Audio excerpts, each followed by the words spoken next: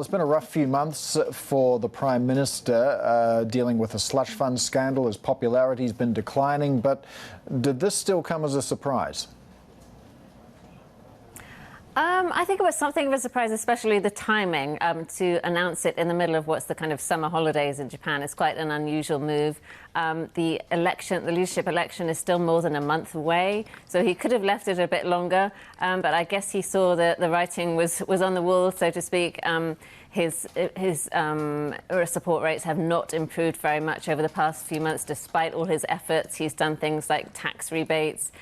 He's offered help with the increased electricity bills in Japan due to inflation and so on. But none of that has really worked. And as you say, those financial scandals have really weighed on his support over the past year or so. All right, so next month, the LDP will select a new leader. Who are the front runners? Who's likely to be the next Prime Minister? That is very much an open question still at the moment. We've seen a lot of public opinion polls which show that Shigeru Ishiba, who's a former defence minister, is very much the most popular among the public. But the way this works, this is an election within the ruling party, so it's not always the most popular person with the public who makes it to the top job. But he's certainly one possibility. Other people we've seen as relatively popular are Kono Taro, who we interviewed recently, of course, on Bloomberg Television. He's known for his tough stance on the Bank of Japan. He was urging them to kind of act to help to support the weak yen.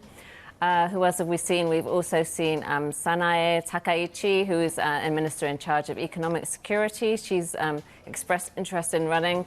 But it's unclear at this point which of these people will get the necessary 20 signatures from within the party to enable them to run in the race. Isabel, as you alluded to earlier, there has been considerable voter frustration with regards to inflation and where the yen is sitting for who gets the top job and future policy making, regardless of who it is. Do you think that's going to weigh into what we see from Japan's leadership going forward? Yes, I mean, this is a very difficult situation for any leader to resolve, I think. Kishida has pushed very hard to get companies to raise salaries, and a lot of the larger companies did, in fact, raise salaries. But we've also seen that real incomes have continued to fall, and that's very much caused dissatisfaction among the average household, and also among people who obviously Japan's population is very elderly. Among the many people who live on fixed incomes, life has become harder since Kishida came into power.